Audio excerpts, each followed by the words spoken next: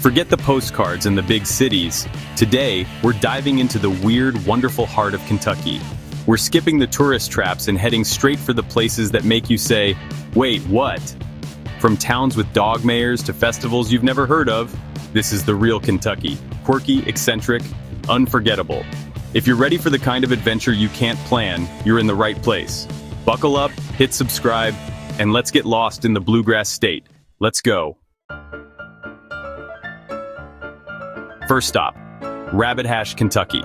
Population, 315. Blink and you might miss it.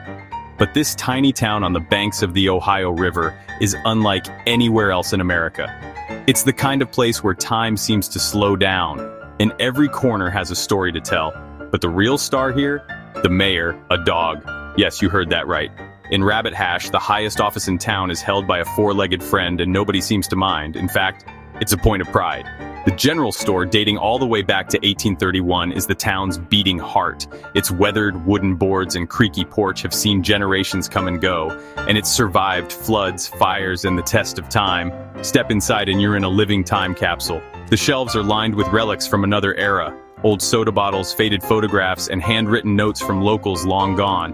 The air smells faintly of wood smoke and nostalgia. Locals gather here, not glued to screens, but sharing stories face to face.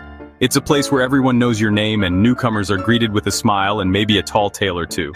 The current mayor, Wilbur the French Bulldog, is a local legend. He's more than just a mascot, he's a symbol of the town's quirky spirit and its sense of humor. People come from miles around just to snap a photo with him. But the dog mayor isn't just a joke, it's a clever fundraiser that helps keep the town's history alive. Every election, locals and visitors alike cast votes with their dollars, raising money to preserve Rabbit Hash's historic buildings and unique character. Here, community matters more than politics. Neighbors look out for each other, and the sense of belonging is as real as the river that runs by the town's edge. It's a place where kindness is currency, and everyone has a seat at the table. The river sets the pace, and the porch swing creaks with stories.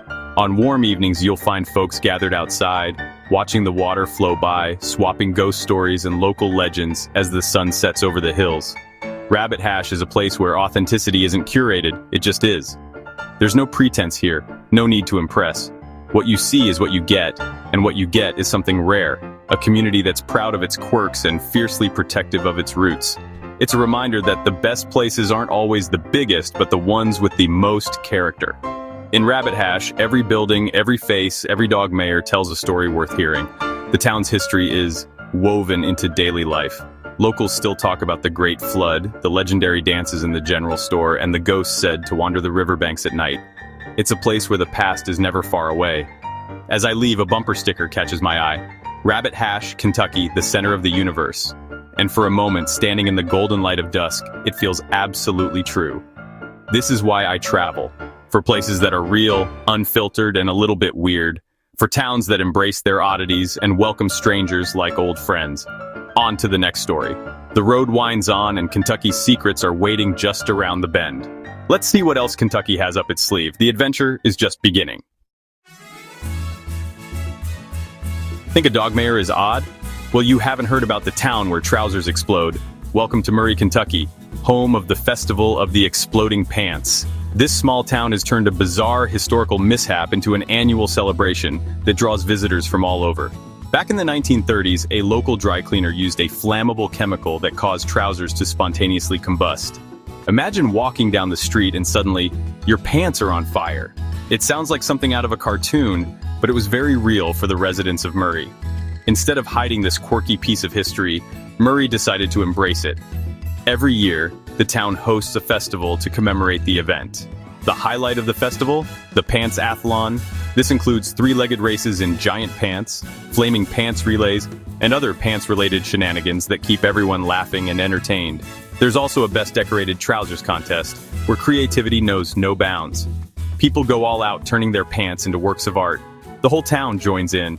Grandmas, college kids, everyone laughing at the absurdity. It's a multi-generational event that brings the community closer together. It's not just a party, it's a badge of honor, a way to turn chaos into community.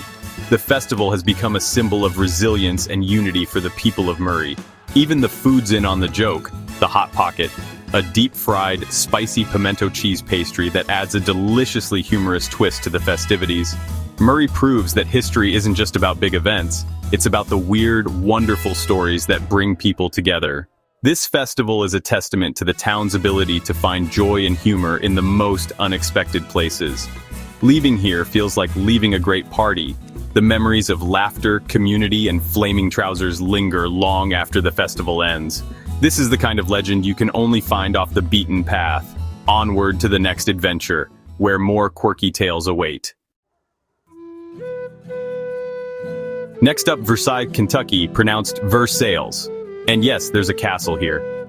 The Kentucky Castle started as a love project in 1969, then sat unfinished for decades, a stone fairy tale in horse country. Locals called it Martin's Castle, a roadside mystery that sparked endless rumors. Now it's a luxury hotel and event space, but the magic remains.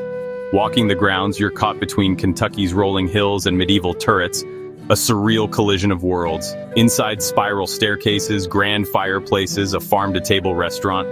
It's a dream made real. The castle is more than a landmark. It's a story of ambition, heartbreak, and imagination. It's proof that the weirdest ideas can become the most beloved treasures. Standing on a turret, looking out over the bluegrass, you realize sometimes the most unforgettable places are the ones that shouldn't exist at all.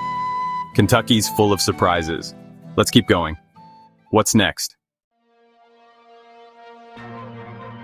Olympia Springs, Bath County. Their claim to fame? The Kentucky meat shower of 1876.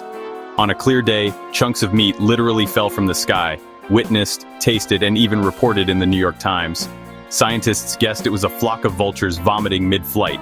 That's the official theory. Today there's no monument, just quiet fields and a story that refuses to die. Locals still ask, you going to see where the meat fell? It's a legend passed down for generations, a mystery that's never been solved. The weirdest moments in history are often the most human, and the most memorable.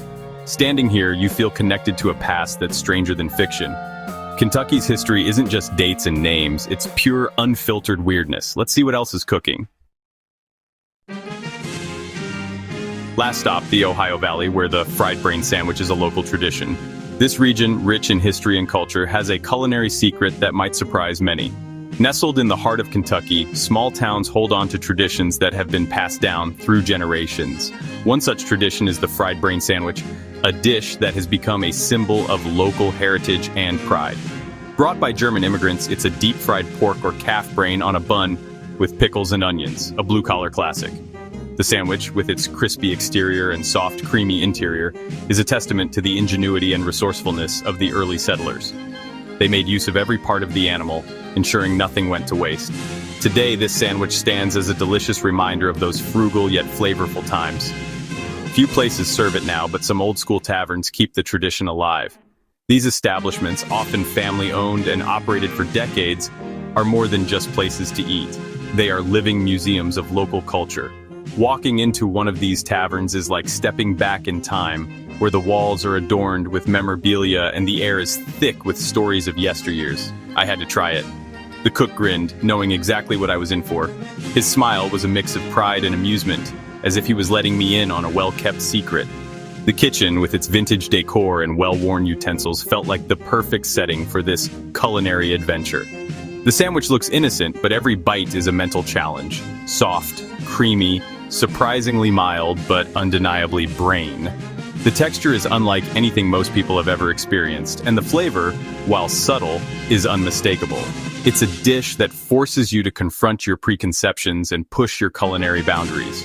For locals, it's just food, a link to family and heritage. They grew up with it, and for them, it's as normal as a hamburger or a hot dog.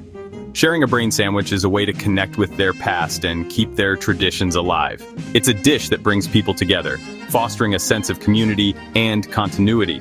The owner worries the tradition might die out, but for now, it's a living piece of history. He speaks with a mix of hope and concern, knowing that while the world changes rapidly, some things are worth preserving. The brain sandwich is more than just food.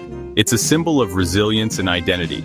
Eating it is about more than taste. It's about honoring the past and pushing your boundaries. It's a culinary rite of passage, a way to show respect for the traditions that shaped this community. Each bite is a step into the unknown, a challenge to your palate and your perceptions. Would I order it again? Maybe not, but I'm glad I did. The experience was more than just a meal. It was a journey into the heart of Kentucky's culinary heritage. It was a chance to connect with the past and understand a little more about the people who call this place home. This is what travel's about, saying yes to the weird, the challenging, the real. It's about stepping out of your comfort zone and embracing the unfamiliar. It's about discovering the stories and traditions that make each place unique. And sometimes, it's about eating a brain sandwich in a small Kentucky town. Kentucky's flavor isn't just in its food, it's in its stories. The tales of the people who live here, their struggles and triumphs, their traditions and innovations, all contribute to the rich tapestry of this region. Every meal, every conversation adds another thread to the fabric of Kentucky's cultural heritage. And this one, I definitely earned. Time to wrap up. As I close my notebook and take one last look around the tavern, I feel a deep sense of satisfaction. I've tasted a piece of history, and in doing so, I've gained a deeper appreciation for the people and traditions that make this place special. That's Kentucky, a dog mare, exploding pants, a castle, a meat shower, and a brain sandwich. The best stories are always off the main road, in the legends and traditions that make a place unique. What's the weirdest thing about your hometown? Drop it in the comments. I want to hear your stories. If you enjoyed this trip, hit subscribe and join me for the next adventure. There's always more to explore. Until next time, do the work, be kind, and never be afraid to take the weird road. See you out there.